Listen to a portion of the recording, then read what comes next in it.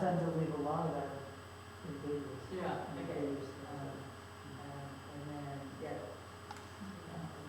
come back to that. Good.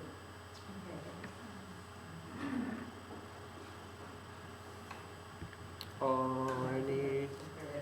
Anything else? Okay. Hey, welcome back to my show. I'm going to show you, if it says number 1 through 20, that's the stuff I sent to Dan to get this job. We'll start with them. The Concentron is a combination of like circuit boards that I hand drew kind of, and that one's computer generated, just a bunch of concentric circles that lets you, it's like a really wonky prototype for a 3D holographic projector because it sends like the input signals that are over here into the system that's like on a fan that rotates in circles, and then that little blip is what it looks like when it's working, the thing spins around.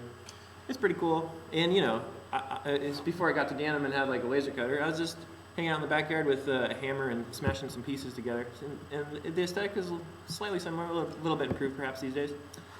Another hand-drawn circuit board, this one's a light typewriter, and it's like an XOR interface, so that all these diodes are blocking, so that they all use the same light system, and then these are the outputs.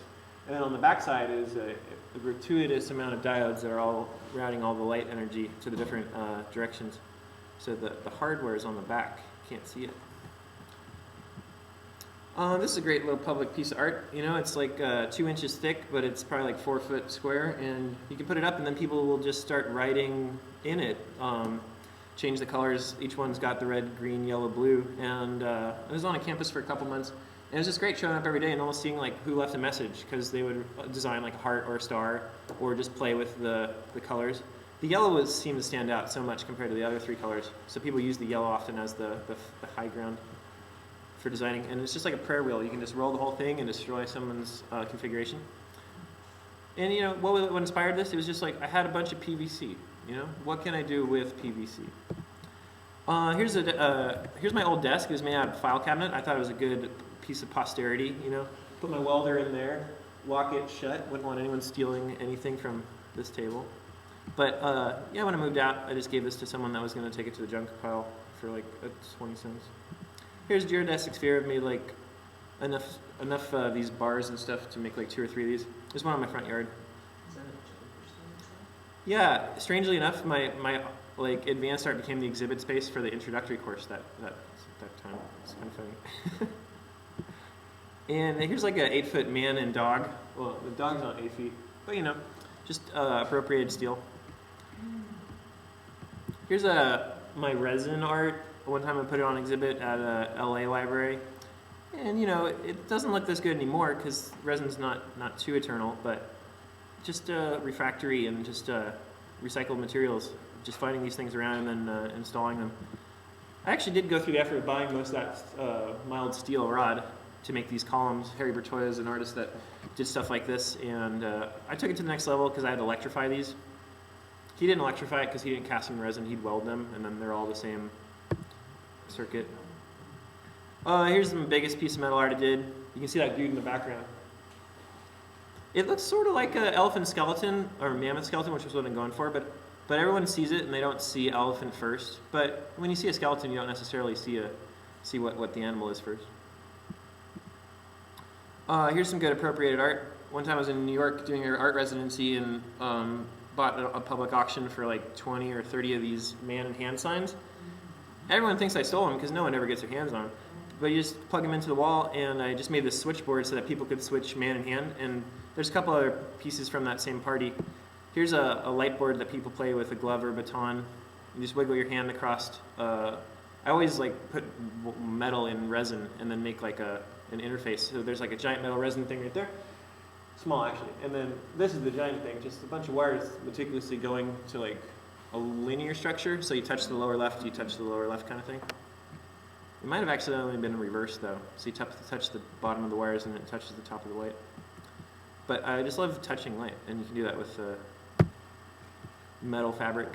Here's a reappropriated or reappropriation of like maybe like 20 police light and things that go on the top and pull people over. The coolest one had a bullet hole in it. I don't think I used that for this install. But this turned out to be a piece of music art because if they were fastened well enough, you could hit them like the drums, and then they would resonate based on how long those sticks were. And it's a real beautiful kinetic piece when you spiral it. I tried to make it look slightly like DNA. Reappropriation of laser printers, and like anything that's got a texture and inner space, I would salvage and preserve for something like this. And then that falcon beside him, samurai and falcon. This is for a junk art show at the community college. I kind of stole the show because I was doing it longer than most people. Here's my old backyard in Ventura County. You know, these are all just made of Chinese futons, and this is made out of printer spools from like 30 inkjet printers. Here's like my best collage. This one didn't sell at a show in Venice, but it's huge. It's mostly made with records, record covers, and then I kind of resin coated it. And you know, my dealer spent like $200 on the frame. How big is that? It doesn't fit in the car. Maybe maybe the frame is like almost 4x6, 4x7. These were repainted so that they could fit on stage for a music show. I'm never too happy with, like, I had a choreographer I worked with, and he'd just take my art, put it on a stage, and then like his artist would like touch it, you know, like. But it's kinetic art. You could wail on it. You could do wrestling with it. But there's just like this strange intermediary between like liability and expression. Like, so usually I felt like it was like having a motorcycle on stage and it's just an idle. Like, what was that phrase you just used? There's a strange something between liability and expression. Yeah, there's definitely a compromise. I love that. I gotta use that expression. Especially when it's mediated through someone else that's like custodian. Exactly right. This is a great piece of light percussion. These are all Franz lenses from overhead lamps. I bought like 20 overhead projectors for like $50 once. And you walk under this and you look at the sun through it and it just shocks you because like each time a Franz lens becomes your focal point, then it just takes you into the shock of the light. So you take a camera and go like this to it, and then you just it's pretty interactive. Here's a junk tower. It's like a ziggurat. It's got 7 tiers. This piece of art is fun. It's controversial. A lot of the students didn't think that junk should be on exhibit.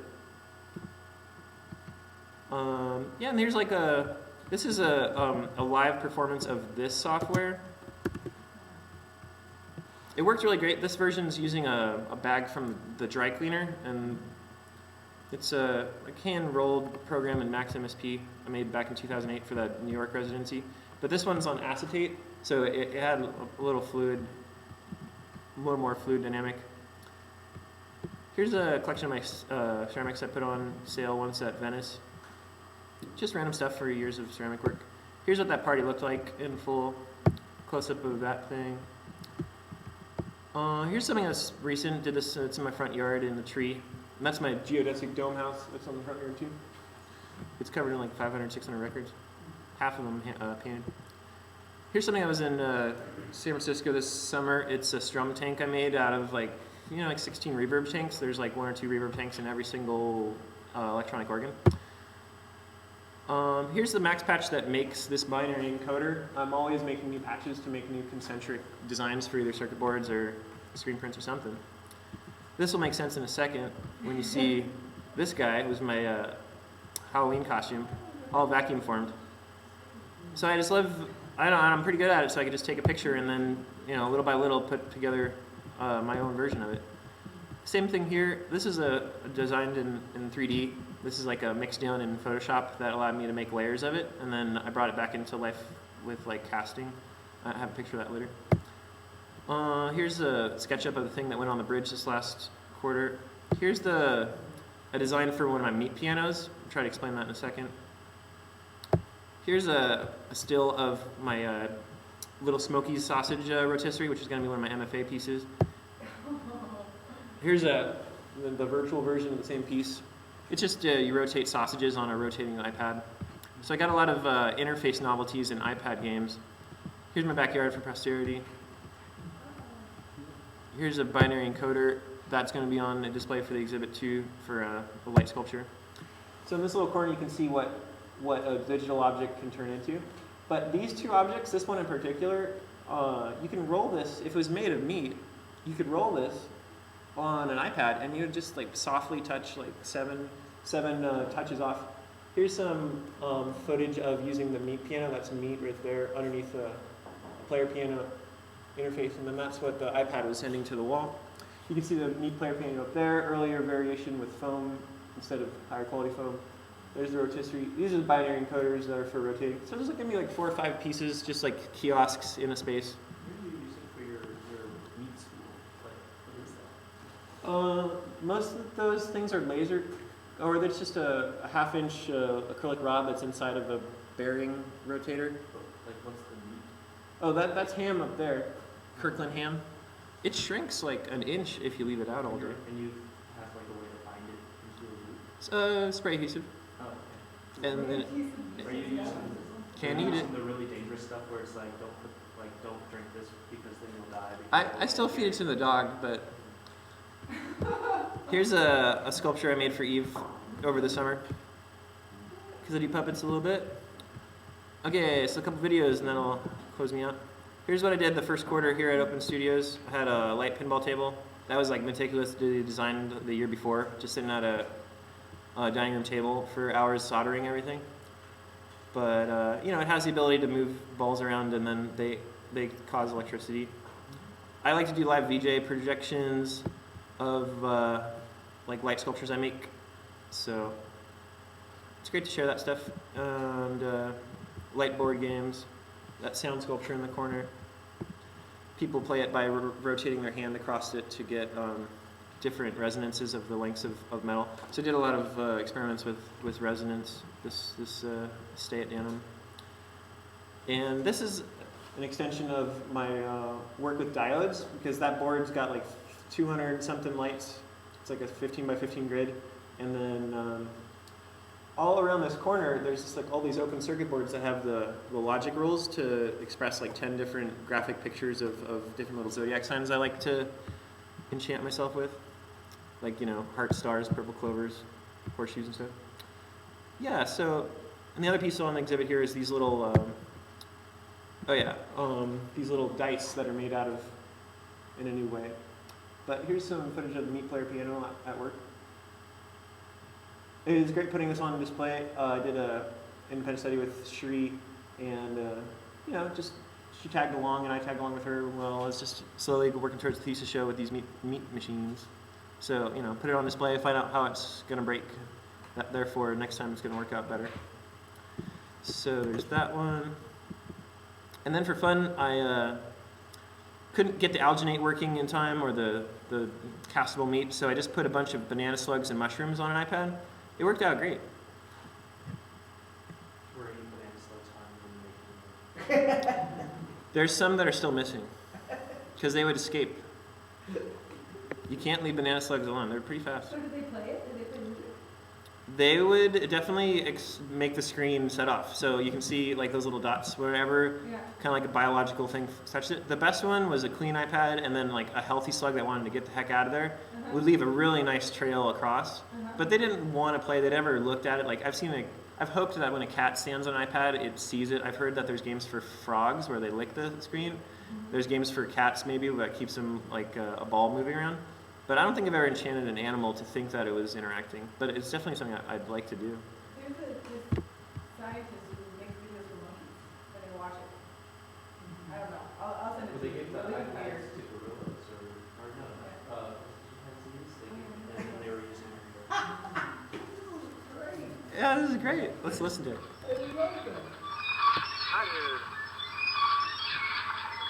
I can't help but just leave this rusty. But it keeps me up sometimes. It's installed on the front lawn of my house, and sometimes people come by and touch it, and it just overrides my brain. I can't think when I hear this thing. So clever. But I was so happy to make this kind of art because it's so safe. Digital stuff will break, but if you're working with metal, animated metal, you see if it's going to break. It works if it looks good, unlike electronics. You could hook that up to a windmill and just go. Yeah. I love that. Or water, you know.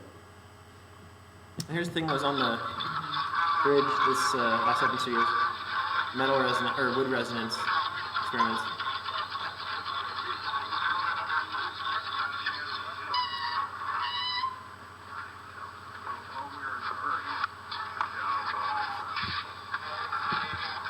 website he has is axo.de. Oh, this one's from Mao. Is that He always has these moffats of Mao's going like, blah, blah, blah, blah. Just like,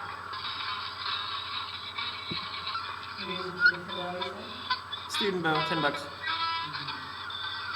But sometimes you get some John Coltrane licks, but definitely have to pass all the noise or it happens. Nope, this one cracked. I only have like 50 more. And here's the grinder. That was the other thing I was focused on. It's a kind of hurdy-gurdy experiment so that you can get a drone out of these things. Like that room in the corner there. The only thing that didn't work was that it really is a lot louder than the bowing, so you practically need to have a different setup so the preamps are lower for that grinder. So this is the kind of show that I put on here at Danum. Just put angle grinders on my feet and, light art, have fun. And sometime this next quarter, I'm going for the Stellar Moffat, like extension of man or whatever through the machine. But I really like the idea that we can make our muscles stronger or just change what muscular we have if we just attach, I'll just use neoprene and attach something to me. I don't need a transplant or anything. And it's just a lot of fun. So I'm going to be putting reciprocating saws on my arms for this year's performance.